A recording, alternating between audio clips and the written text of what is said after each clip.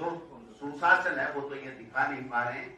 आए दिन बलात्कार, बजरी चोरी, भ्रष्टाचार, इसका पूरी तरीके से मकड़जाल फैल गया है। इनके मंत्रियों की स्थिति यह है कि 10-10 हजार रुपए भी अगर कोई लेकर के आता है तो अंदर वाले कमरे में बैठाते हैं। तो आप समझ सकते हो कि इनकी हालात क्या है। इसलिए मैं एक ही बात कहना चाहता हूं, एक अच्छा तरीका इन्होंने ढूंढ रखा है। जहां भी कांग्रेस का प्रधान दिखा, कोई और दिखा, नगर पालिका का चेयरमैन ढंग से काम कर रहा उसको हटा। 22 महीने के अंदर 22 नगर निकाय के चेयरमैनों को हटा दिया। अगला जुडिशियल इंक्वायरी से बरी होकर आता है, दूसरे दिन ज्वाइन करता है, तीसरे दिन हटा देते हैं। नौर की हमारी चेयरमैन का ले लीजिए, हमारे पंचायत समिति के प्रधान लाडपुरा का ले लीजिए, बहाल हुआ, 22 कोर्ट ने बहाल किया, 2 दिन बाद में बिना नोटिस दिए दोबारा कर दिया। आज फिर तारीख दी, फिर हाईकोर्ट ने कहा कि आप मुझे ये बताइए वही जांच रिपोर्ट है जिसके आधार पे हमने यहाँ से इनको वापिस बहाल किया है, आपने दोबारा इसको कर दिया। कोई जवाब नहीं है इनके पास में। तो मैं समझता हूँ कि ये सारा का सारा भरतपुर का चुनाव 2 साल बाद में भी करा नहीं पाए जिला परिषद का। गंगानगर का कितना देरी से कराया, 4 वोट आए इनके, 4 वोट, 39 में से 33 में से 4 वोट आए। और बीकानेर पंचायत समिति का जो एक नया खेला है जो आप सबके सामने मैं बताना चाहता हूँ। 8 महीने हो गए चुनाव नहीं करा रहे। चुनाव का शेड्यूल निकला, सीएमओ के आदेश के ऊपर वहां के सरकारी वकील ने जिला कलेक्टर को यह लिख के दिया कि कोर्ट में बहस होगी, स्टे तो नहीं मिला, लेकिन जज ने मुझे मौखिक चेंबर में कहा है कि अभी चुनाव मत कराना, कुछ भी फैसला मैं दे सकता हूं। और उस चिट्ठी के ऊपर आज तक चुनाव रुका हुआ है। आज तक कोर्ट में कोई स्टे नहीं। 2 महीने से ज्यादा इस वाकये को हो गए। मैंने जिला कलेक्टर से बात की, सर मैं क्या कर सकती हूँ। जैसा ये सरकारी वकील ने लिख के दिया, मैंने चुनाव आयोग को भेज दिया। मैंने पहले वाले चुनाव आयुक्त महोदय को कहा, आप जानते हो साहब मैं क्या कर सकता हूँ, मेरा तो समय ही कम बचा है। नए वालों से बात किया, मैंने कलेक्टर से रिपोर्ट मंगवाई है, कलेक्टर की रिपोर्ट आ नहीं रही है। अब आप बताओ ये क्या तमाशा चल रहा है। इसलिए मैं निवेदन करना चाहता हूँ, ये एसआईआर के माध्यम से वोट चोरी करना चाहते हैं और वोट चोरी करके ये सरकारें बनाना चाहते हैं, चाहे नगर निकाय पंचायती राज की हो। लोकसभा में जैसे वोट चोरी करके बनाया, महाराष्ट्र हरियाणा में इन्होंने वोट चोरी करके बनाया। हमने पूरी कमर कस रखी है, इनका जवाब देंगे। हमने पूरे के पूरे 52,000 में से 51,000 बीएलए बना दिए, 1,000 बाकी हम 2 दिन के अंदर अंदर बना देंगे। हर बूथ के ऊपर हमारा बीएलए होगा। हम लोग 200 विधानसभा क्षेत्रों में 200 ऑब्जर्वर इस एसआईआर की मॉनिटरिंग के लिए, निगरानी के लिए, इनकी बेईमानी पकड़ने के लिए आज ही हम लोग लगा रहे हैं। उस सब लोग जाकर के वहां बैठेंगे और बैठने के बाद में इस एसआईआर में धांधली इनको नहीं करने देंगे। और वो एक कहावत है कि बकरे की मां कब तक खैर मनाएगी, एक दिन तो उसको कटना है।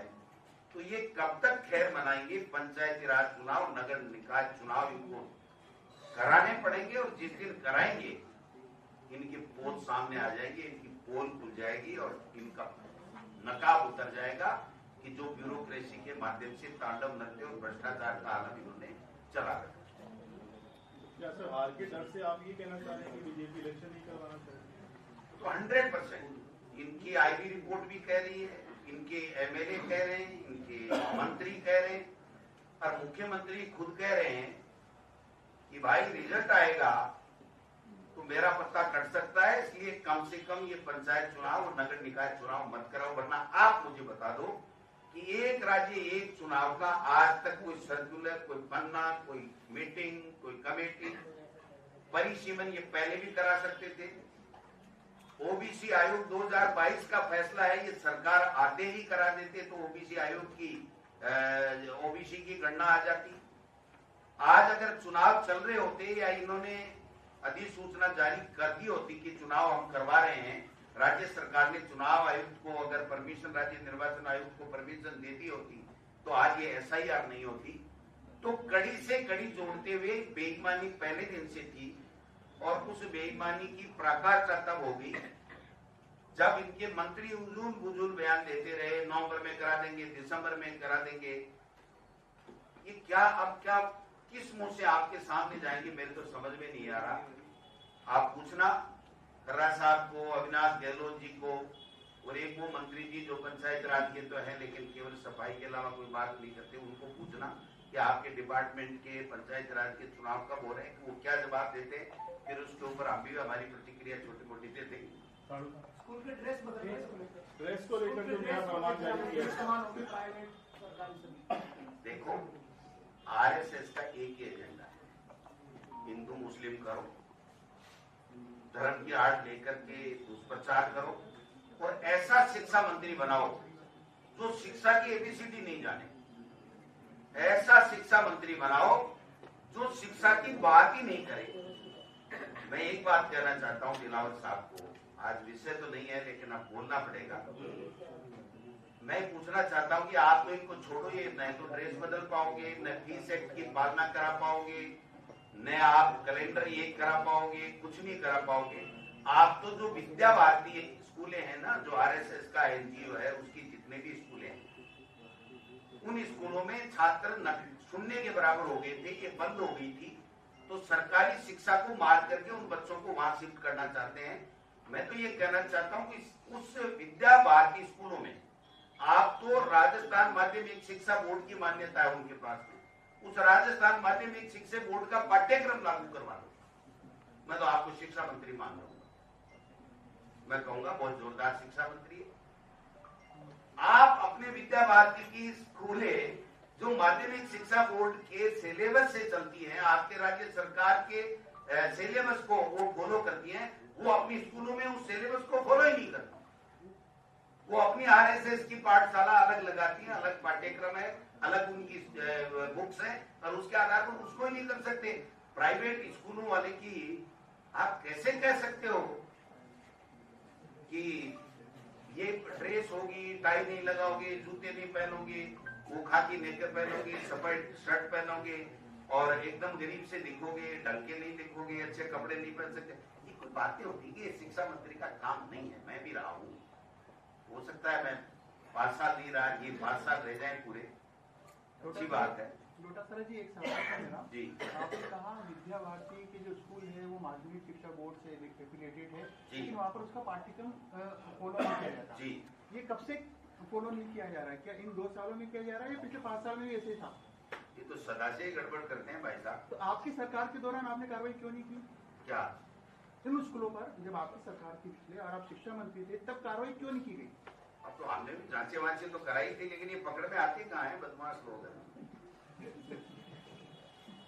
सर, एक इन्होंने आदेश दिया है कि शुरुआत जो है पंचायती राज और बाकी विभागों में हाजिरी लगेगी और शुरुआत होगी राष्ट्रगान से, फिर समापन होगा राष्ट्रगीत से। कैमरा लगा के बैठेंगे सुबह से 9 बजे 10 बजे और कैमरे पे सारी स्कूलें प्रदेश की देखेंगे, प्राइवेट और सरकारी, और उसमें कोई टीचर नहीं दिखा उसकी हाजिरी पाएगी तो उसको सस्पेंड करेंगे। क्या ये संभव है? अगर किसी कारण से कोई आदमी प्रार्थना में नहीं गया या उसमें नहीं गया, वो अपने पाठ्यक्रम के लिए समय पे आए और अपना जो क्लास है वो पूरी ले, जो सब्जेक्ट है उसका पढ़ाए, यही तो आप तय कर सकते हो। आपने स्कूलों में, सरकारी स्कूलों में 6 महीने तक तो दी नहीं, आपने किताबें नहीं दी और उसके बाद में टीचर नहीं है, ट्रांसफर कर रहे हो, पैसे ले लेंगे, धड़ा आजा 50,000 से चालू आधा 2.5 लाख तक की तो रेट पहुंच गई। क्या है? एक सवाल मेरा भी है जी। जैसे आपने किताबों की बात करी है, तो अभी मदर दिलावर ने ये भी बोला है कि जो शैक्षणिक सत्र है उसको भी चेंज किया जा रहा है, उसके बारे में आप क्या कहेंगे? और वो बात किताबों इनके पिछले बयान पढ़ लो कि शीतकालीन अवकाश नहीं होगा, हुआ। पता नहीं क्या क्या इनके बयान हैं। शिविरा पंचांग मंत्री की सहमति से जारी होता है, उसके ऊपर ही बयान दे देते हैं कि ये लागू नहीं रहेगा। तो ये कुछ भी बयान देते हैं कैसे होगा आप बताओ मेरे को। प्राइवेट स्कूल वाले तो फरवरी में ही वापिस एडमिशन ले लेते हैं। सीबीएसई का जो कैलेंडर अपना अलग कैलेंडर होता है, इनका कैलेंडर अलग होता है। कई दूसरे जो नेशनल कोई सिलेबस चलाते हैं, कोई पाठ्यक्रम चलाते हैं, उनका अपना होता है। चेंज करने की बात है कि जो सेशन पहले 1 जुलाई से था उसे 1 अप्रैल से करने की बात कही जा रही है, ताकि बुक्स बच्चों को टाइम से मिले और वो वैकेशन। अभी अर्धवार्षिक परीक्षा हो रही है और स्कूलों में किताबें भी अभी भी नहीं है और टीचर नहीं है। उनका पूरा सिलेबस ही पूरा नहीं हुआ, उनका कोर्स ही पूरा नहीं हुआ, उसके बावजूद कह रहे हैं कि आप परीक्षा ले लो। तो पहले वो सोचें, अपने अधिकारियों से चर्चा करें और उसके बाद में अगर कोई बयान देते हैं तो उसको इम्प्लीमेंट कराएं। एक मंत्री का बयान सरकार का बयान होता है और एक मंत्री ऐसे हंसी मजाक करके दूसरों के ऊपर अनर्गल बयानबाजी करके और अगर अपनी बात कह करके निकल जाता है तो इससे हमारे स्टेट की बदनामी होती है और दूसरे प्रदेशों में हमें अच्छी दृष्टि से नहीं देखा जाता। इसलिए मेरी तो सलाह रहेगी, मैं उम्र में छोटा हूं लेकिन मेरी सलाह रहेगी कि पहले अधिकारियों से चर्चा करो।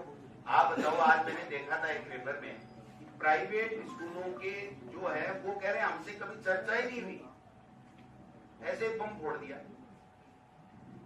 सर, जयपुर हेरिटेज नगर निगम में करोड़ रुपए के घोटाले का सामना हुआ है। अब मेरे भाई आज SIR पे आ जाओ, सुनो तो सही। ये मदन दिलावर से मेरे को खींच लाते हैं। सर, मेयर यादव पर आरोप है कि उन्होंने अपने PSO के नाम सरकारी जमीन पर बिना अफसर और सूचना के पट्टा जारी कर दिया। इसके साथ ही 5 अन्य लोगों के नाम पे भी कराया, लेकिन अभी तक न तो बीजेपी ने कोई कार्रवाई की, न सरकार की तरफ से कोई कार्रवाई हुई है सर, जबकि आपकी पूर्ववर्ती सरकार में आपकी पार्टी की मेयर को तो हटा दिया गया सर। ये तो हमारे तो दिए हुए पट्टे सारे फर्जी बता रहे थे, कितने जेल में गए पूछो तो सही इनको।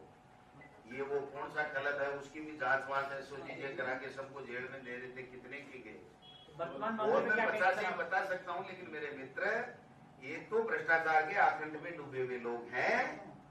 इनके तो पोत अब खुलने लगे क्योंकि इतने दिन तो ये तो हमको ही बम फेंक के चोर बेईमान पता नहीं खा गए ये करके, अब इनका पता लग रहा है कि ये तो सुबह से शाम एक ही धंधा करते हैं। सर, बिहार में करीब 65 लाख आपने बताया वो उन्होंने SIR के माध्यम से इधर की। राजस्थान में जब से बिहार में घोषणा होने काम हुआ तब से तैयारी चल रही, बातचीत हो रही, आपने भी होमवर्क किया। किन पर्टिकुलर पॉइंट्स के ऊपर आपकी निगाह रहेगी ताकि यहाँ पर वोट चोरी? गरीब, दलित, पिछड़ा, OBC, कच्ची बस्तियां, इनके वोटों को काट करके और फर्जी वोट जोड़ करके ये चुनाव जीतना चाहते हैं। ये मॉडल इनका महाराष्ट्र में चल गया, इनका हरियाणा में चल गया, अब नहीं चलेगा।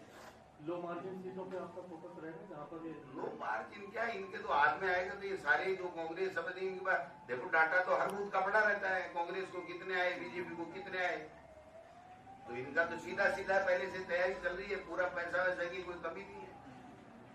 करेंगे बदमाशी लेकिन हम पूरी पहरेदारी करेंगे और इनको चोरी नहीं करना चाहिए। जनप्रतिनिधियों की जगह प्रशासक नियुक्त करना है तो जनप्रतिनिधियों के अधिकार तो मैं कह रहा हूँ ना, प्रशासक वैसे ही प्रशासक ही है, इनके मंत्रियों की चलती कहाँ है? इनके जो ऐसे है ना, इनके ऐसे हैं CMO और ब्यूरोक्रेसी चला रहे हैं सरकार को, इनके मंत्रियों के भरोसे चल रही है क्या? वो तो न्योता दे तो क्या लग रहा है जीतती बड़ी है भाई साहब कांग्रेस, कैसे बस गिनती हो रही है। एक सर जिलाध्यक्षों का करीब फाइनल बता रहे हैं, आपके सारे एक्सरसाइज होगी दिल्ली की, आप जाकर के आए। जो आपका कॉम्बिनेशन है सोशल फैब्रिक है कि भाई ST SC OBC को 50% नुमाइंदगी की बात है, वो ये दोनों चीजें फिट बैठ पा रही है क्या? पार्टी के हाईकमान ने पहले से ही चिंतन शिविर करके और फैसला ले रखा है, तो निश्चित रूप से पार्टी हाईकमान उसी के अनुरूप निर्णय लेगा, इसमें तो किसी को शक होना ही नहीं। Thank you.